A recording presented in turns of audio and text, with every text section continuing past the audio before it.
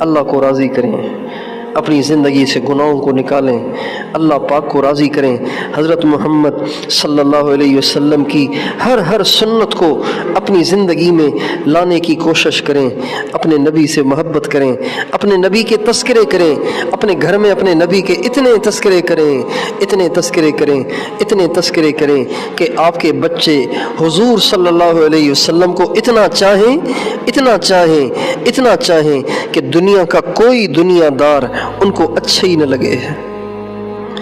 جن کا 10 کروڑ کا بنگلہ ہو، 70-80 کروڑ کا بنگلہ ہو کسی کے پاس، تو بتائیے اس کو 6-7 لاکھ والا یا 20 لاکھ والا یا 50 لاکھ والا 80-90 لاکھ والا گھر اچھا لگے گا جس میں ماربل لگی ہوئی ہے؟ جن کے پاس 90 کروڑ کا بنگلہ ہوگا ان کو یہ کیسے اچھا لگے گا؟ ہمارے نبی سے اتنی محبت ہو، ہماری نسل کو، ہماری عورتوں کو، ہمارے بچوں کو، مردوں کو اتنی محبت ہو کہ دنیا دار ان کو اچھے ہی نہ لگیں۔ میں تو حیرت ہوتی ہے کہ یہ سیاسی لیڈروں کے پیچھے ہمارے بچے نعرے لگاتے رہتے ہیں، گاڑی میں کھڑے ہو کے ان کے لیے ناچتے رہتے ہیں، ان کے لیے الیکشن میں ورک کر رہے ہوتے ہیں اور بڑے بڑے ڈیگ لگا کے ناچ رہے ہوتے ہیں اور ان کے نام سے زندہ آباد اور ان کے مخالفین کے نام پہ مرد آباد کے نعرے لگا رہے ہوتے ہیں۔ تو حیرت ہوتی ہے کہ ان بچوں کو کیا ہو گیا ہے؟ یہ کس کے لیے زندہ آباد کہہ رہے ہیں؟ عیبوں سے بھرے ہوئے ایک انسان کے لیے اتنے زیادہ نعرے لگا رہے ہیں اور ایسے ان کے دیوانے ہوئے ہیں، ان کے پیچھے پاگل ہوئے ہیں۔ حالانکہ اگر وہ وزیر اعظم بن بھی گیا تو ان کو کیا کرے گا؟ زندگی بنانا بگاڑنا تو اللہ کے ہاتھ میں ہے۔ تو پھر یہ بات سمجھ میں آتی ہے کہ ان بچوں کا جو اپنے لیڈروں کے نام لے کر ان کے نعرے لگا کر ڈانس کر رہے ہوتے ہیں، ان کو ان کی ماؤں نے، ان کے باپ نے بتایا نہیں کہ حضور کی شان کیا ہے۔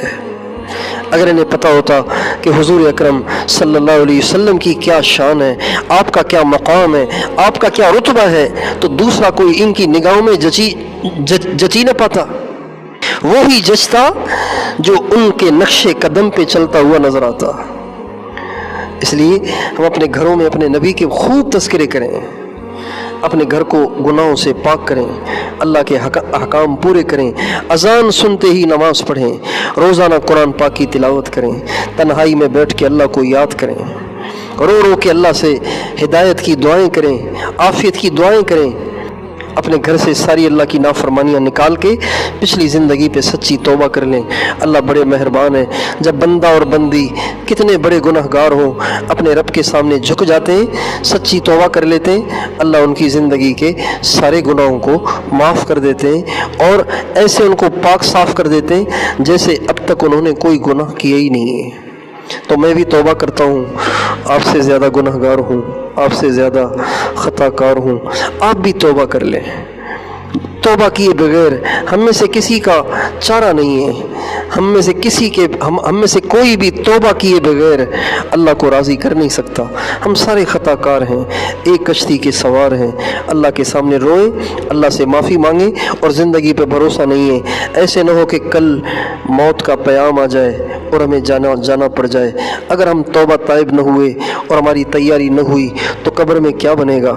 بچے تو دفنا کے چھوڑ کے آ جاتے ہیں، زیادہ سے زیادہ قرآن خوانی کریں گے اور تو کچھ نہیں کر سکتے۔ کیا منہ دکھائیں گے اللہ کو اگر اللہ کو راضی کیے بغیر اس کی نافرمانی میں زندگیاں گزار کے مر گئے۔